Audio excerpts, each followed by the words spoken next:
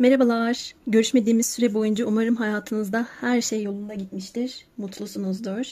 Tatil yapıp dinlenebilmişsinizdir. Parantez içinde ben yapamadım, dinlenemedim henüz. Ama olsun, ben de Eylül'de dinleneceğim. Bunun umuduyla günlerimi, haftalarımı geçiriyorum. Ve her şeyden önemlisi de sağlığınız, saatiniz umarım yerindedir. Bir aydır buralarda yoktum. Çok hızlı bir şekilde neden olamadığımın açıklamasını yapacağım ve bir de ricada bulunacağım. Etlil Tarot Instagram hesabımdan ben genel duyurularımın hepsini yapıyorum arkadaşlar. Platformlar farklı olduğu için oradaki düzenek, oradaki işlevselliği bazen ben YouTube'da bulamıyorum. Bütün platformlar birbirinden farklı farklı. Zaten randevuları da oradan ayarlıyorum. Orada bunun duyurusunu yapmıştım. Yeni desteler tasarlama evresindeyim. Yalnızca kişisel yorumlar yapmıyorum. Ya da yalnızca kişisel yorum yapan arkadaşlara enerjimi harcayıp da YouTube'u boşlamıyorum. Buraları unutuyorum gibi öyle bir durum yok. Öyle bir şey anlamanızı istemiyorum. Desteleri tasarlama, desteleri üretme, onların matbaa işlemleri, araştırma işlemleri, marka tescil belgesi, onunla yetinmedim. Başka desteler daha tasarladım o süreç içerisinde. Biliyorsunuz ki satışını durdurduğum Lilyum Kehanet destesi vardı. Bazı arkadaşlarım bekliyorlar hala onu. Onun yeni tasarımıyla uğraştım. Kartların anlamları aynı, yazılar aynı, her şey aynı. Ama sadece yeni bir tasarım geldi.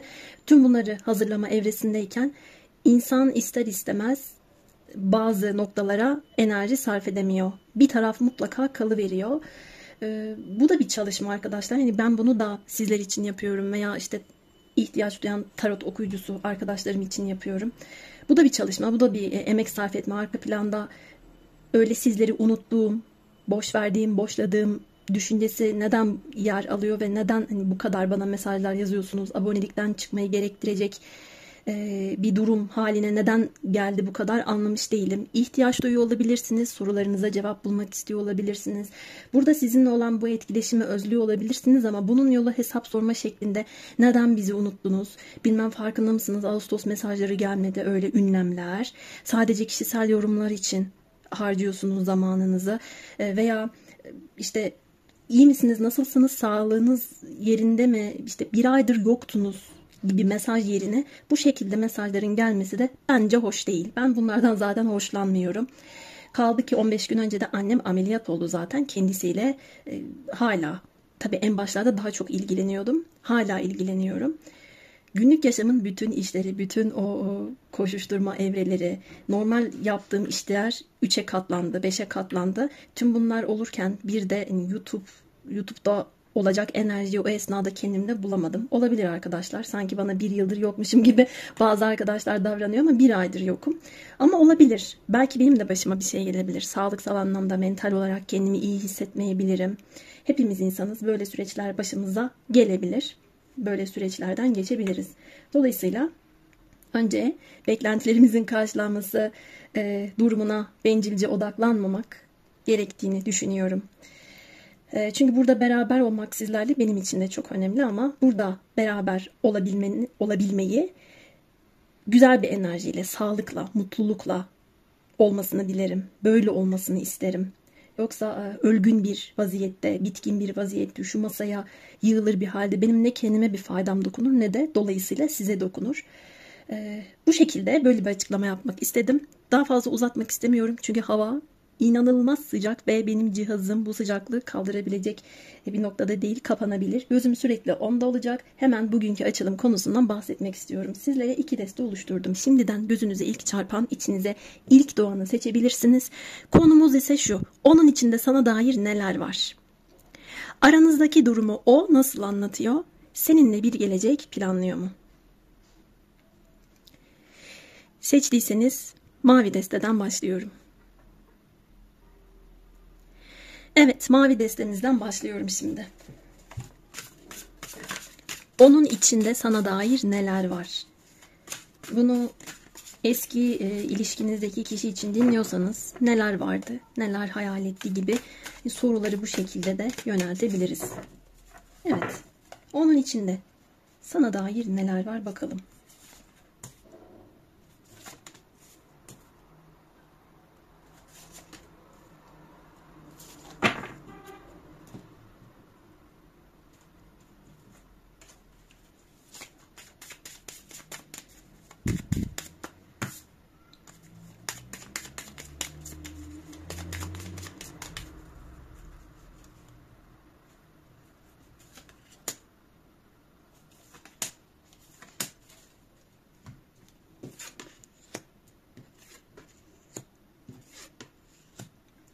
İnanılmaz güzel kartlar geldi. Çok güzel. Bu kişinin sizinle aynı çatı altında olma düşüncesi, sizin kalbinizi fethetme düşüncesi söz konusu. İçinde bunu çok güzel bir niyet olarak tuttuğunu, barındırdığını görüyorum. Onun kişisel yaşamında bir yenilenme, bir dönüşüm sebebisiniz. Burada fiziksel özellikler de gelmiş, beğenileri de gelmiş, kurduğu hayaller de gelmiş. Öncelikle sizinle somut adımlar atmak istiyor. Ciddi bir düşüncesinin olduğunu görüyorum. Sizinle gülebildiğini, eğlenebildiğini düşünüyor. İçinde bunları düşünmesinin haricinde bunları gerçekleştirmiş olabilir, sadece hayalde kalmış olabilir, hiç fark etmez.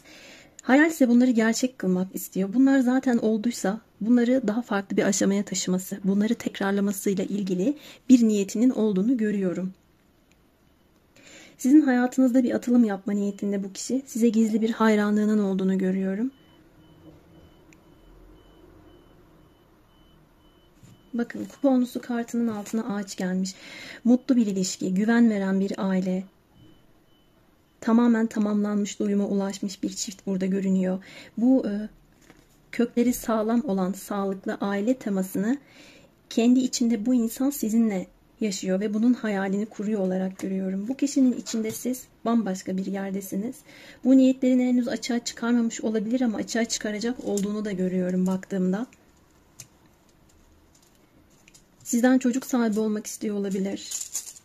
Eğer aranızda mesafe, uzaklık varsa sizin olduğunuz yere gelmek istiyor olabilir. Veya siz onun olduğu yere gidin gibi bir düşüncesinin, bir hayalinin olduğunu görüyorum. Sizinle tam anlamıyla köklü ve sağlıklı bir ilişki kurmak istediğini görüyorum. Burada nefes alma teması çok çıkmış. Sen benim nefesimsin veya işte huzurlu, huzur bulabildiğim limanımsın. Hayatın bu hengamesinde beni mutlu eden insansın. Seni düşünmek bile beni keyiflendiriyor. Veya benim içime bir huzur teması yerleştiriyorsun dediğini görüyorum baktığımda. Bu kişi sizi fiziksel güzellik olarak da çok beğeniyor. Bu kişinin içinde bambaşka bir noktadasınız. Özellikle boyunuz uzunsa, burada parmaklarınız, bacaklarınız, eliniz, kolunuz uzunsa, burada bir uzunluk teması gelmiş. Burada minyon bir kişiyi görmüyorum. Bunu çok zarif bulduğunu görüyorum. Bununla beraber bu kişi sizi entelektüel olarak da çok beğeniyor. Yani çok kitap okuyan, araştıran, çalışan, kendini geliştirmek isteyen yanınızla beraber size hayranlık beslediği de çıkmış. Sizi kendine güvenen, girişken bir insan olarak görüyor ve bunun hayranlığı da ön planda. Kendini size yakıştırdığı gibi sizi de kendisine yakıştırdığını görüyorum. Bizden olur, biz birbirimizi tamamlarız dediğini görüyorum. Burada bir nezaket var. Sizi güzel bir ruh olarak da tanımlıyor burada. Ona bir şiir gibi geliyor olabilirsiniz. Onun o kafasındaki gürültülerden onu uzaklaştırdığınızı, o kalabalıktan bir nebze de olsa sıyırdığınızı düşündüğünü de görüyorum. Başarılı bir insansınız. Bu kişinin niyetleri çok güzel. Bu kişinin kişisel yaşamında tamamen bir değişim dönüşüm yaratmışsınız. Sizinle yeniden doğduğunu düşünüyor. İç dünyasında onu farklı bir evreye taşıdığınızın farkında. Hatta en başta bu konuları araştırmış olabilir. Veya sizin ilgi duyduğunuz alanlar her neyse bu alanlara merak salmaya başlamış da olabilir. Kendini sizinle iyi hissettiğini görüyorum. Burada bir değişim var. Ayrıca onun içinde daha önceden sağlıksız kalıplara tutunduysa, sağlıksız bir yere kök saldığını ona fark ettirmişsiniz. Böyle bir değişim yaşattığınızı da söylüyor. Onun hayatındaki karanlık evreyi ışığa çevirdiğinizden bahsediyor. Ve kader taşı açtım. Bu kişinin evet içinde size dair çok güzel niyetler var. Ama kaderde her an her şey olabilir. Kader kısmet işi, bu işler tarzında bir şeyler düşündüğünü de görüyorum. Hissiyat olarak bana ne geçti biliyor musunuz? Bu kişi hayatında sizi görmek istiyor. Ama enerji açısından şimdiden size ne kadar çok güvendiğini, içten içe ne kadar çok bel bağladığını veya size dair ne kadar çok hayaller kurduğunu size çok yansıtmamış olabilir. Burada bu durumu gizleme hali de var çünkü. Bunlar kendi içinde bir yerlerde saklı. Korunaklı bölgede. Bunları çok fazla yansıtmak istemiyor. Bunun nedeni ego değil veya bunu söylediği zaman sizi kaçırma düşüncesi veya sizin egonuzu şişireceğini düşürme değil. Bu güzel niyeti bozmak istemediği ile ilgili bir çağrışım aldım. Sen benim yaşamımı değiştirdin.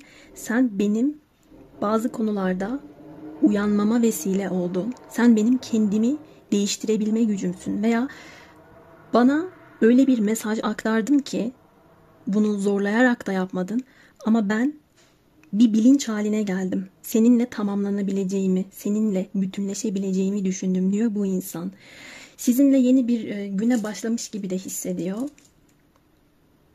Bazı şeylerin içinde şunu da yorumladığını görüyorum.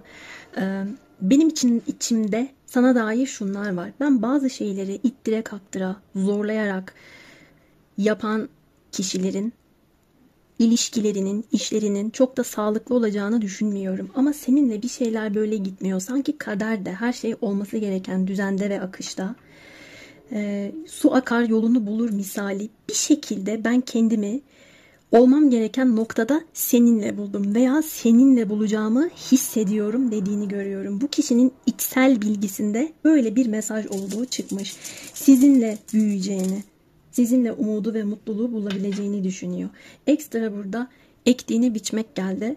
Eğer işte bu toprağa güzel şeyler ekerse, iyilik, güzellik, sabır, mutluluk, sadakat, güven, bu gibi temaları, bu gibi değerleri ekerse hayatı çok daha anlamlı ve doyasıya yaşayabileceğini, sizden de bunların, hayattan da bunların ona kat be kat gelebileceğini düşünüyor. Bu kişinin iç dünyasında sizinle ilgili bunlar olduğu çıkmış. O kadar güzel mesajlar geldi ki. Devam edeceğim.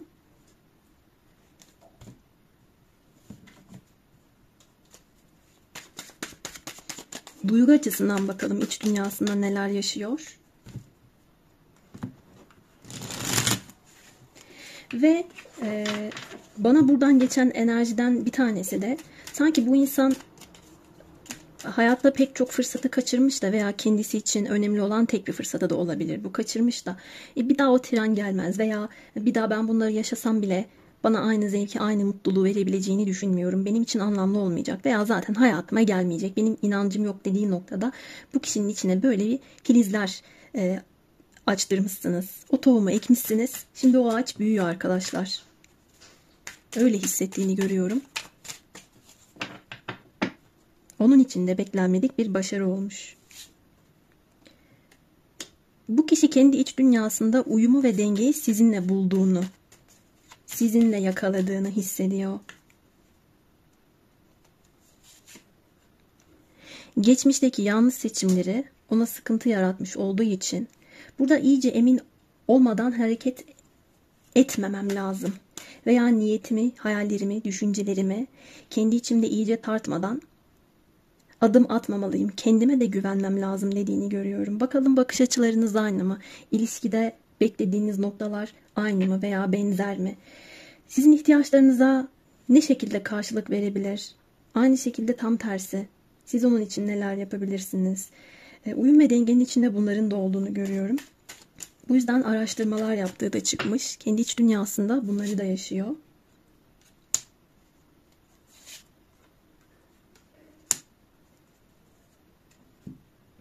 Burada sağlıksız kalıplardan, sağlıksız durumlardan uzak durmaya çalıştığını da görüyorum. Kendi kendine manipüle etmek istemiyor bu kişi. Veya geçmişte çok bencil ve narsist bir insana denk geldiyse bununla tekrar karşılaşmak istemediğini, bunun kendisine ne kadar zarar verdiğini, ilişkileri ne kadar sağlıksız bir boyuta taşıdığını kafasında yorumladığını görüyorum. Ekstra şöyle bir şeyden daha bahsedebilirim. Eğer geçmişte bu kişi yaşadığı olumsuz durumlar nedeniyle size sıkıntılı davrandıysa, bencilce, gaddarca davrandıysa, çeşitli şekillerde hareket edip manipülasyon yaptıysa, gücünü yanlış kullandıysa, bununla alakalı olarak keşke bunu yapmasaydım düşüncesinin, bu doğru bir hamle değildi, bu yanlış bir seçimdi, yanlış bir adımdı düşüncesinin bu kişide oluştuğunu da görüyorum. Çünkü burada bir ektiğini biçme taşı var. İç dünyasında yaşadığı durumlardan biri de bu. Ama burada bana enerji olarak şu geliyor. Bu kişinin farkındalık noktasında siz şöyle bir mesaj veriyorsunuz. Sen kendi kendini manipüle ediyorsun. Sen kendi kendinin elini kolunu bağlıyorsun. Kendini yalnızlaştırıyorsun. Başarabileceğin bir duruma adım atmana engel oluyorsun dediğini görüyorum. Böyle bir tema var. Başka? Aranızdaki durumu nasıl anlatıyor kısmına gelelim. Bilgelik kartı düştü.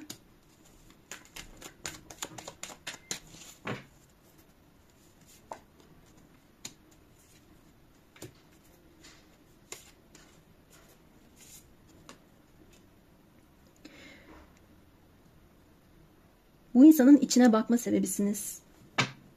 Aranızda bir dönem bir sessizlik yaşanmış olabilir.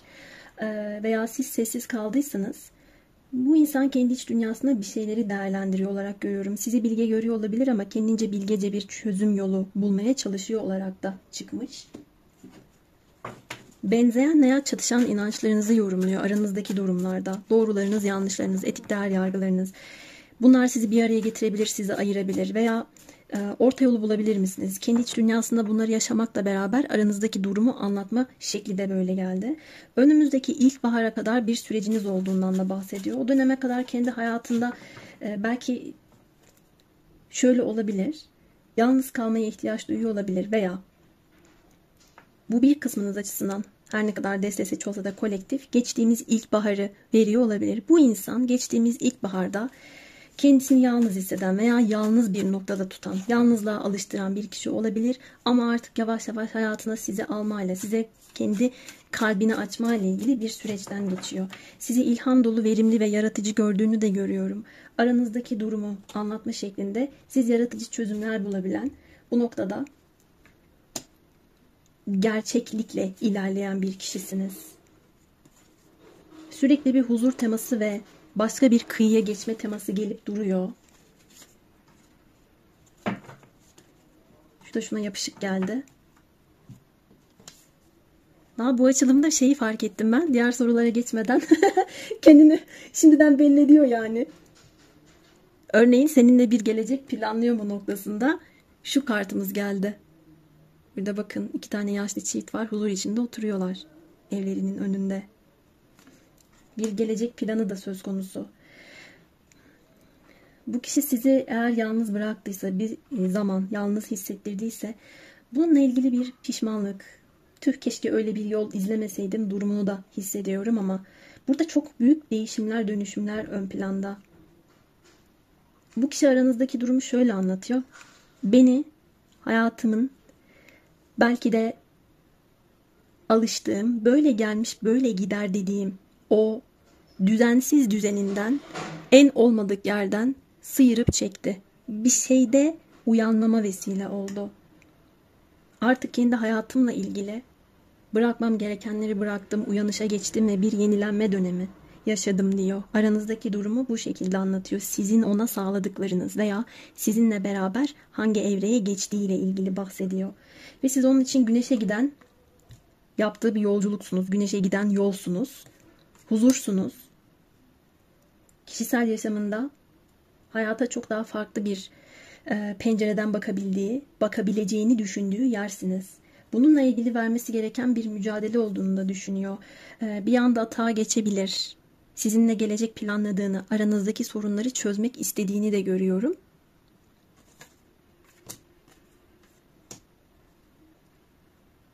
Yalnız kalmaya ihtiyaç duyduğum süre zarfında ben anladım ki benim için gerçek aşk sen misin veya benim kişisel yaşamımda bana mutluluk verecek, güzel bir paylaşımda bulunabileceğim, hayatımı paylaşabileceğim, yaşlanabileceğim, oturup 2 çift laf edebileceğim insan sensin. Bunun kararını kıldım. Sorunları çözmek için de geliyorum dediğini görüyorum bu kişinin. Gelecek planı noktasını tekrar soracağım ama şeye bakalım istedim şimdi. Bu kişiyle alakalı kartlar neler söylüyor?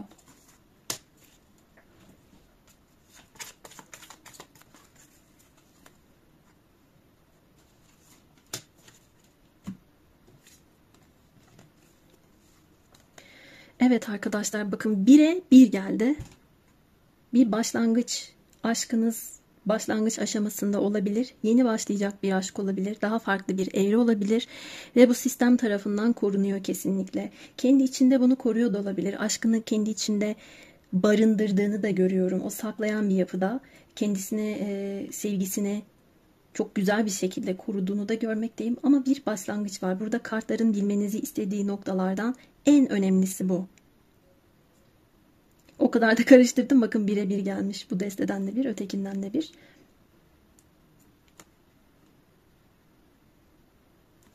Burada aynı kadehten su içmeye çalışan veya bunu bir masa olarak da değerlendirebiliriz. Karşılıklı 2 tane, nedir bunlar? Bunlar bir hayvan desen hayvan değil, melek desen melek değil. Bunlar bir varlık. Öyle diyeyim. Burada 2 tane varlık var arkadaşlar. Şunu da bana hissettirdi. Bir araya gelmeniz için, mahkeme kartı da burada olduğu için, sistemin sizinle alakalı olarak elini oraya atması, devrede sistemin olması, sizin için her şeyin çoktan yazılması, o kısmetin, o aşkın ilahi sistem tarafından korunması gibi bir durum çoktan gerçekleşmiş. Hayatınızda sizi de değiştirip dönüştürebilecek bir durum ön planda. Çok güzel. Burada çok zaten bir aşkla başlamıştık.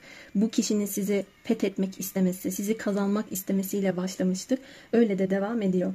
Geçmişteki bir insansa, size hata yaptıysa, sizi zamanında kırdıysa, zaten burada manipüle ve narsizmden az önce bahsetmiştim. Yanlış bir yol izledim. Şimdi fırsatı başkasına kaptırmak istemiyorum. Utanç içindeyim, korku doluyum, vesveselerim var. Aslında ben sağlıklı olan ve olabilecek bir durumu mahvetmişim deyip bu şekilde bir bilgelikle hareket ederek daha dürüst, daha merhametli, olumsuz özelliklerini def ederek gelme niyetinde ve bu aşkı koruma niyetinde olduğunu görüyorum. Şimdi gelelim olası gelecek kısmına. Seninle bir gelecek planlıyor mu?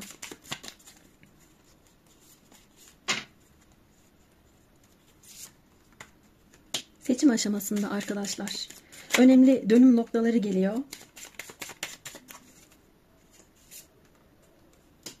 Bir dolunay zamanında bu insanın yolculuğunun size olacağını görüyorum. Bu adım artık eril kişinin karar vermesiyle ve kendi içinde duygusal bütünlük ihtiyacıyla gelebilecek bir adım. Bu kişi sizinle bir gelecek planlıyor şeklinde görüyorum. Dolunay süreçlerine dikkat etmeniz gerekmekte. Burada romantik bir aşık var. Önemli bir karar alma evresi var. Sizinle size adım atarak sizinle bir gelecek planladığını görüyorum. Çok fazla çocuk temaları geldiği için aile kurma isteğinin olduğu da çok yoğun bir biçimde çıkmış. Biz zaten aileydik, aileyiz diyorsanız da bu insanın tekrar ailesine adım atması, ailesine dönmesi gibi bir durum çıkmış. Evet, benim ilk deste için söyleyeceklerim bu kadardı sevgili arkadaşlar. Eğer uyumlandıysanız yorumlarda benimle buluşmayı unutmayın ve süper teşekkür bölümünden desteklerinizi de esirgemeyin. Şimdi ikinci desteye geçiyorum. İkinci destemizdeyiz. Bakalım onun içinde sana dair neler var? Aranızdaki durumu o nasıl anlatıyor ve seninle bir gelecek planlıyor mu? Önce onun içinde sana dair neler varmış? Buna bir bakalım.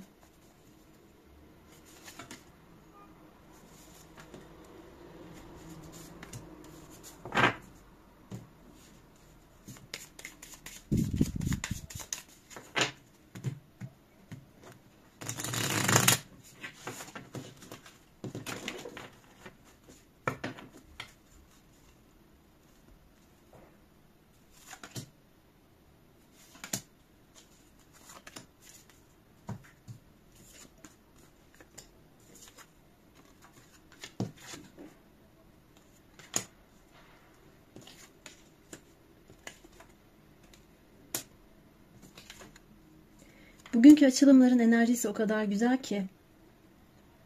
Şuraya bir kart açmalıyım.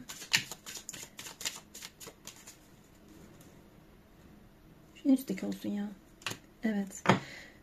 Burada doğrudan Aslan Burcu teması geldi. Zaten şu anda tam içinde bulunduğumuz dönem Aslan Burcu dönemi. Hatta bugün 8-8 arkadaşlar. Ne güzel bir güne denk gelmiş. Video çekimim. Hiçbir şey tesadüf değil. Her gün dolu olup da uygun olamayıp da bugün müsait olmamın da bir anlamı var. Bunu sevgiyle alıp kabul edin. Bugünkü açılımların her biri birbirinden güzeldi. Burada bir yazı çıktı arkadaşlar. İlahi olarak ikiz alev bağlantısını görmekteyim.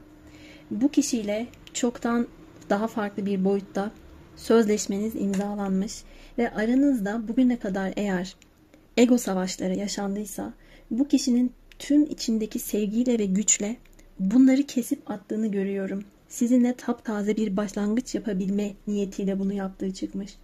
Siz ona göre o kadar sevgi dolu, şefkat dolu, verici, psişik, naif bir karaktersiniz ki yardımsever olmanız ve besleyici özelliğinize de hayranlık duyduğunu görüyorum.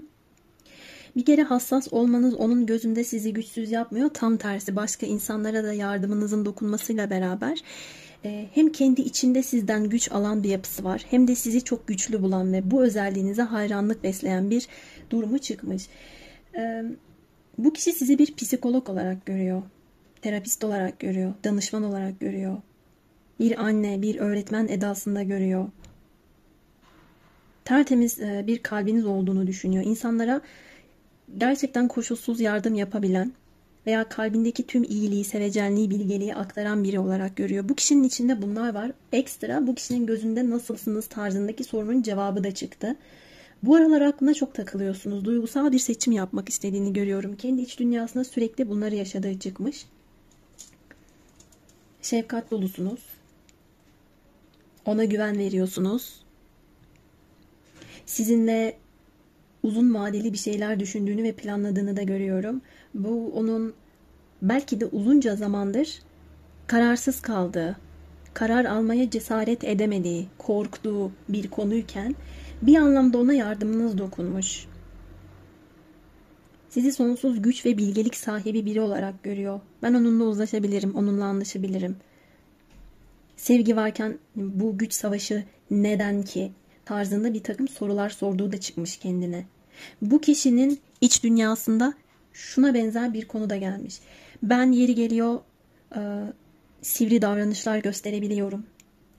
Bıçkın olabiliyorum. Sinirli olabiliyorum. Ama o ne yapıyor ne ediyor beni sakinleştiriyor. Benim içimde bu çok değerli bir şey ve fiziksel olarak herhangi bir güç de uygulamıyor. Veya dediğim olsun bir tavırda da değil. Evet çok güçlü bir karakter ama gücünü saygısızlık yaparak, kalp kırarak, o bencilce özelliklerini başkalarına hükmeder tarzında kullanarak ya da aşırı duygusal karakteri, histerik ruh halini insanlara boğarak kullanmıyor. Bunu bu şekilde yapmıyor dediğini görüyorum. Bu kişi için onun onda olmayan ya da onda aşırı olan özellikleri tamamladığınızı veya bu aşırılıkları törpüleyip onda böyle bir farkındalık yarattığınızı da söylemeye çalışıyor. Kendimde kesip atmam gerekenler neyse, bırakmam gerekenler neyse ya da hayatımda temizlemem gerekenler her neyse o bana çok bilge bir şekilde bunları gösterdi dediğini görüyorum. Burada yeni başlangıçlarla ilgili bir tema var. Bir kısmınız açısından da bu kişi için gerçekten psikolog gibi olmuş olabilirsiniz. Ben onunla rahatlıyorum. Onunla konuşmak bana iyi geliyor. O benim huzur kaynağım dediğini görüyorum. Evet, burada iletişim geliyor arkadaşlar. İç sesini o kadar çok bu ara dinliyor ki bu arkadaşımız ama bunu ona siz yapmışsınız herhangi bir baskı uygulamadan. Örneğin ilişkiye başlamayı düşünmüyordur ama siz o kadar iyi niyetli bir biçimde yaklaşmışsınızdır. Bu kişinin varsa yaraları, korkuları, onları şifalandırmayla ilgili ona çok ılımlı bir adım atmışsınızdır ki kendi iç dünyasında böyle bir korku duymaya gerek olmadığını kendisine hatırlattığı bir yolda bulmuştur olarak da çıkmış. Burada bir ayna etkisi de var. size baktığında özlediği parçasını görüyor. Ya da zamanında bir şekilde bırakmak durumunda olduğu yanını görüyor. Tamamlanmak istediği hali görüyor veya burada şey var. Evet, ona bakıyorum. O özgüven sahibi ve gücünü doğru kullanıyor. Kişisel değerleri var. Ayakları yere sağlam basıyor. Karakteri de son derece güçlü. Kendine saygısı çok yüksek. Sebatkar da bir insan diyor. Sonra karşılaştırma yaptığını görüyorum. Onun içinde neleri geliştirmesi gerektiğinin mesajını ona veriyorsunuz. Bu ara iç sesini o kadar çok dinliyor ki size nasıl bir konuşma yapması gerektiğini, size onunla konuştuysanız size nasıl bir şekilde dönüt vermesi gerektiğini de düşündüğü çıkmış. Bu kişi aşkla bir seçim yapacak ve kalbinin sesini bu aralar çok fazla dinlediğini gördüm. Bu ara çok fazla şarkı, müzik dinliyor olabilir, şarkı mırıldanıyor olabilir, şiir okuyor olabilir. Sizin sesiniz ona son derece dingin gelebilir. Bana huzur verdin, beni rahatlattın dediğini görüyorum.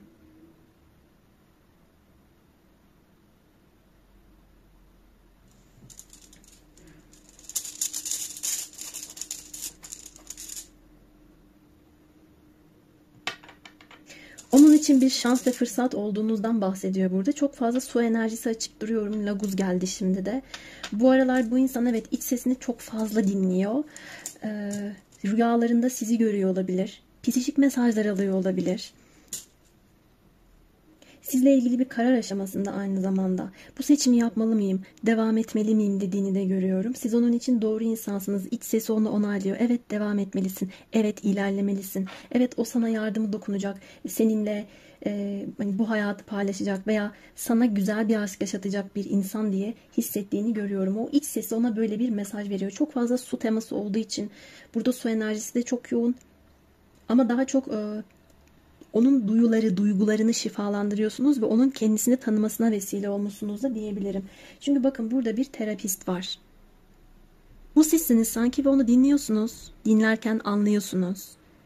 Ona cevap vermek için onu dinlemiyorsunuz. Herhangi bir eksikliğini yüzüne vurmak için değil.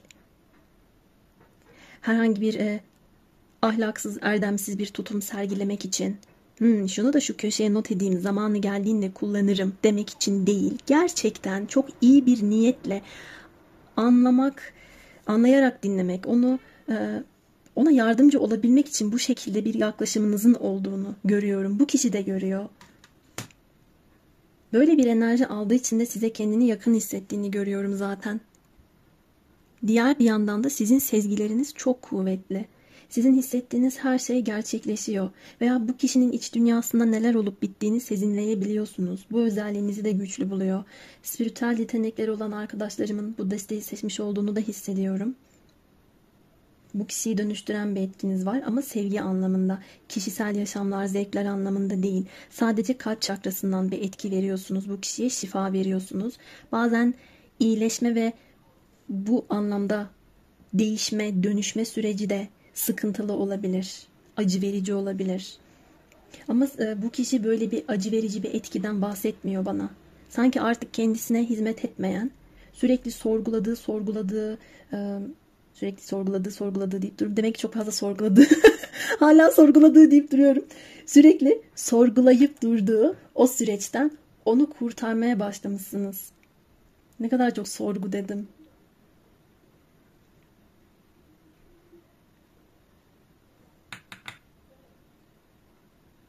Şunu da bana kartlar hissettiriyor. Bu kişi sizi en başta yanlış tanımlamış, kendi kafasına yanlış oturtmuş da olabilir. Özgüveninizi ego olarak yorumlamıştır. Sizi güçlü gördüyse insanların eline bir sopa alır, kafasına vurur. İşte öyle bir insan bu. Her istediğini yaptırır, hükmeder, baskıcı olur, kıskanç bir sevgili olur. Baskın karakteriyle insanların burnundan getirir. Bu kişi böyleye benziyor tarzında bir önyargıyla yaklaşmış olabilir. Ama işte bu yaklaşımlarının veya ilişkilerle ilgili tıkandığı noktadaki tüm o sorgulamalarının çok çok ötesinde siz bu kişiye bambaşka bir kapı aralamışsınız ve çok farklı bir insanla karşılaştığını düşünüyor. Kendi iç dünyasında bazen bilinmeyenden korksa da psişik yanını ona keşfettirmeye çalıştığınızı da hissetmiş ki iyi de olmuş burada. İletişimle ilgili mesajlar da çok fazla var. Bir şeyler söylemeye ihtiyaç duyuyor bu kişi size. Onun içinde size dair, içinde sürekli konuşmalar var bu arada. Onun içinde size dair neler var kısmında çok fazla az önce robot gibi sorgu dedim. Bu benim takılı kaldığım bir şeydi. Bilinçli yapmadım. Kendi iç dünyasına çok fazla sorguladığının diğer bir göstergesi de olabilir. Manevi olarak şifalandırıyorsunuz siz bu kişiyi. Aynı zamanda yine söylüyorum, hediye gibisiniz de. Bu insan eğer geçmişteki bir kişi ise sizin onun için doğru kişi olduğunuzu kanaatine varmış. Size güvenebileceğini anlamış. Size saygı duyduğunu görüyorum. Kendi karakterinize, yaptığınız şeylere saygı duyduğunu ve romantik hisler beslediğini de görmekteyim. Size duygularını açma düşüncesi içinde olan bir kişi var. Aynı zamanda sizi arkadaş olarak da çok neşeli, dürüst, karakter sahibi biri olarak değerlendiriyor. Karakteriniz oturmuş. Şöyle değerlendirmiyor sizi. Ötekinin yanında onun gibi davranıyor. Benim yanımda benim huyum gibi davranıyor. Başkalarının yanına bakıyorum. Sanki bambaşka bir karakter. Nabza göre şerbet veriyor. Nereye çekersen oraya gidiyor. Veya altından giriyor, üstünden çıkıyor. Bir şekilde maskeler takarak kendi içine hallediyor. Samimiyetsiz geldi bana gibi bir şey demiyor bu kişi sizle alakalı olarak. Sadece insanlara nasıl yaklaşmanız gerektiğini düşünüyor. Ben burada şöyle bir hikaye alıyorum. Başta çok yanlış düşünmüş bir insanın ya da yanlış yaklaşmış bir insanın ya da sorgulayıp da yine 2 kez sorgulama dedim. Burada bir şey var. Burada bu insan çok fazla sorgulamış. Sürekli olarak bunları düşünüp de negatif bir noktada kalan bir insanın en sonunda çıkış yolunu doğru değerlendirme yaparak bulmasını görüyorum. Kendisini ilişkiler konusunda biraz deneyimsiz hissediyordu olabilir. Duygularını açma noktasında diyebilirim daha çok. Duygusal yaklaşım gösterme konusunda pratik yapıyor bu insan içinde. Şu şekilde adım atayım, bu şekilde bir dönüt vereyim gibi. Çok güzel. Kartlar neleri bilmenizi istiyor bakalım. Önce şunu soracaktım, pardon. Öteki destede olduğu düzende gideyim. Onun içinde sana dair duygusal anlamda başka neler varmış?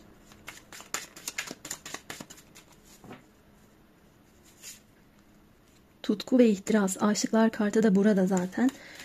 Fiziksel çekimi çok fazla hissediyor. Elbette duygusal çekim de var. Aşkı tatmak, duyguları tatmak, sizinle yakınlaşma isteği içerisinde olmak gibi temalar çok yoğun. Size kırmızı rengini çok yakıştırıyor olabilir.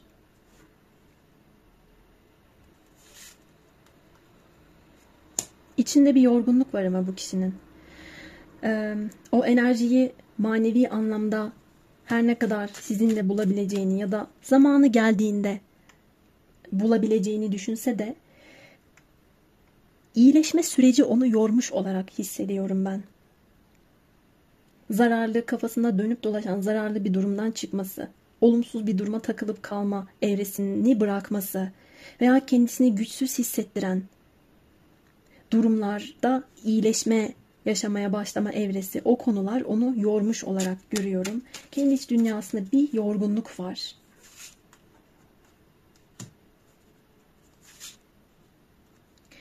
Ve biten ilişkileri, kaybettiği hayalleri, durumlarıyla ilgili olarak da hep içinde bir sevilme ihtiyacının olduğunu görüyorum. Bu kişiyle aranızda biten durumlar da söz konusu olduysa o bana duygusal anlamda destek veriyormuş. O gerçekten bana iyi hissettiriyormuş. Benim içimde sevilmeye ihtiyaç duyan çocuğu gerçek anlamda besliyormuş dediğini de görüyorum. Böyle bir duygu durumu da çıkmış. Şimdi aranızdaki durumu nasıl anlattığını bakalım.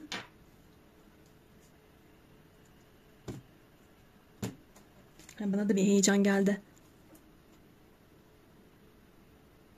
Arkadaşlar geliyorum, cihaz ısınmaya başlamış. Geliyorum. Evet, cihazımı biraz soğuttum ama havalar inanılmaz sıcak olduğu için tekrar ısınabilir. Aniden ısınıveriyor. Tekrar kontrol ede gideceğim ben. Evet, bilmeniz gereken mesajlarla devam edeceğim şimdi.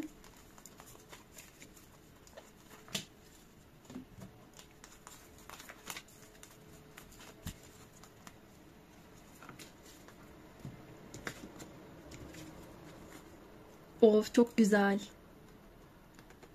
Bugün zaten ayın 8'i.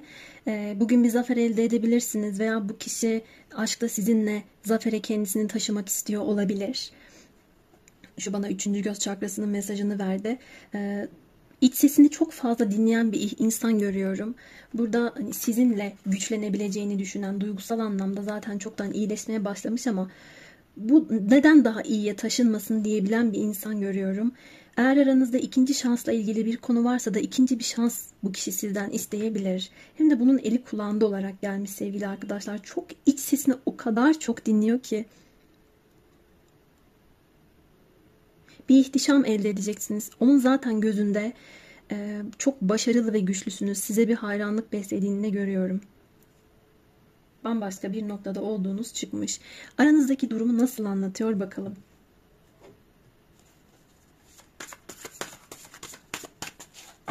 Bir öncekinde şunu almıştım. Bugünkü açılımların enerjisi çok güzel.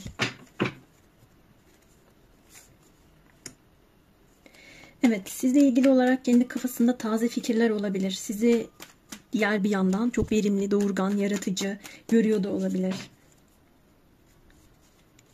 Aranızdaki durumu daha da verimli hale getirme niyetinin olduğunu görüyorum. Sizinle beraber çok daha kendisini iyi hisseden bir kişinin söylemlerini görüyorum. Ruhuna bağlı bir şekilde ilerlemeye ihtiyacı var. Şu kart bir öncekinde de gelmişti. İster benzer inançlarınız olsun, ister çatışan inançlarınız olsun fark etmez. Bir şekilde orta yolu bulabileceğinizi, ayrılsanız bile bir şekilde onu anladığınızı veya durumların üstesinden gelmeyle ilgili o inancı içinizde taşıdığınızı düşünüyor. Kendi inancı da bazen işte sevilme ihtiyacıyla beraber ya da yaşadığı kayıp bitiş duygularıyla beraber inancı bazen körelse de ya da kendisine hissettiği o yorgunluk nedeniyle karamsarlığa bürünse de tekrar yükselmeye başladığını görüyorum. Burada çok fazla çocuk mesajları var. Bu kişinin içindeki çocuğa siz merhemsiniz. O yaralı çocuğu besliyorsunuz. Sonbahar mevsiminde bir değişim olacağını da kartlar vurguluyor. Aynı zamanda bu insanın kendi içindeki durum da bunu anlatıyor. Aranızdaki durumu anlatış tarzı şuralardan başlıyor zaten. Benim içimde kendi ruhuma, duygularıma nasıl bağlanmam, nasıl iç sesimi dinlemem gerektiğini, hangi yolu izlemem gerektiğini büyük bir zarafetle bana gösterdi. Işığı fark ettim. Belki inandığım yanlış kalıplar, değerler vardı. Kendi içimdeki çocuğa zarar veren, bunları bırakmamla ilgili olan noktada bana yardımı dokundu onun diyor ve önümüzdeki sonbahar dönemiyle ilgili de bir sürecinizden bahsediyor. Bakın gene burada geldi sonlanma, bir bitiş ama aynı zamanda her sonun bir başlangıç olduğu, bu kişinin sıkıntılarından kurtulmayla ilgili ona bir özgürlük kapısının aralandığını, şu anda bir toparlanma evresinden geçtiğini de anlatıyor. İnanılmaz iletişimle ilgili mesajlar var. Yanlış bir şeyler söylediyse, lafının sözünün nereye gittiğini bilmediyse, bunları hesaba katmadıysa veya işte kırıcı konuştuysa, kendisine karşı da öyle olduysa bunlarla ilgili olan bir durumda keşkeler taşıdığını görüyorum iç dünyasında ve aranızdaki durumu da böyle anlatıyor. Ama bu onun içinde şuna vesile olmuş. Böyle bir aşkın doğmasına neden olmuş ki çok yüksek bir sevgi, duygu, barışma isteği, aşka gelme teması burada çok yoğun. Ve size gelmek değil, koşmak isteyen bir insan var. Çok fazla tutkulu olduğunu görüyorum. Ani adımlar atabilir. Evet, benim için benim ihtiyacımı, o sevilme ihtiyacımı karşılayabilecek yegane insan oymuş veya o. Ben artık kayıplara, bitişlere tutunmayacağım. Zafere koşacağım dediğini görüyorum. Bir anda atılımda bulunabilir. Aşka koşan bir yapısı çıkmış. Ve sonbahar gibi gösteriyor kartlarda. Bu kişinin anlattığı durumlar sizden bağımsız bile olsa kendi iç dünyasında benim yorgun hissettiğim bir dönemime denk geldi. Onu ilk gördüğümde evet ön yargıyla yaklaştım. Ne kadar da kendini beğenmiş biri dedim gibi. Orada size bahsetmiştim yorumun başında. Fakat sonradan tam zıttı bir halinize, şeklinize denk gelmesiyle beraber bambaşka bir özelliğinizi anlatıyor ve size koşma isteğinden bahsediyor. Şimdi bakalım arkadaşlar, bir gelecek planlıyor mu size dair?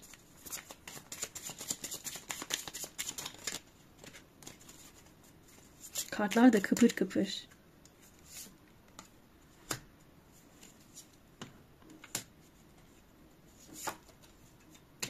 Burada en baştaki planı yakın gelecekte bir şeyleri düzeltmek, şifalandırmak, iyileştirmek, sağlıksız olan durumları toparlamak arkadaşlar. En başta iletişimle ilgili bir durum. Burada yeniden gelmiş, bakın mektup var. En başta iletişim konularını hale yola koymak istiyor bu kişi. Çok uzun vadeli bir plan içerisinde olduğunu görmüyorum. Evet, kendi iç dünyasında, belki kafa sağlığı, belki aileyle ilgili durumlar, belki ilişkilere genel anlamda bakışıyla ilgili olan konularda uzun vadeye yayılabilecek bir şifayı hedeflediğini, planladığını görüyorum. Ama sizle ilgili en başta şu iletişim sorunlarını bir çözmeli veya içinde dolandırıp durduğu, yine söylüyorum, sorgulamak, sorgulayıp durduğu o konuları bir açmaya dair ihtiyacı çıkmış. En azından böyle bir planı var.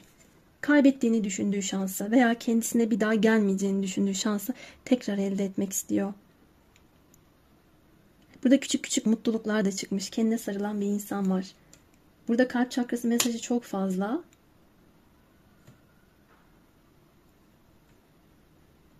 En başta kendini sevme, kendi ihtiyacı olan durumlarla beraber kendini bağışlamaya ihtiyaç duyan bir insanın özelliği de çok geldi. Evet, burada sizi şansı fırsatı olarak değerlendiriyor bu kişi. Önce kendisini iyileştirme planı içinde veya sizin böyle bir hedefiniz, niyetiniz varsa buna kendini açma istenci içinde diyebilirim. Şimdilik uzun vadeli bir şey çıkmamış ama bir an evvel koşup bir şeyleri halletme, sorunlarınızı çözme düşüncesi var. Evet, ikinci destenin yorumu da bu şekildeydi. Umarım memnun kaldınız. Memnun kaldıysanız ve uyumlandıysanız süper teşekkür bölümünden desteklerinizi esirgemeyin ve yorumlarda benimle buluşmayı unutmayın. Farklı açılımlarda görüşmek üzere. Kendinize çok iyi bakın arkadaşlar.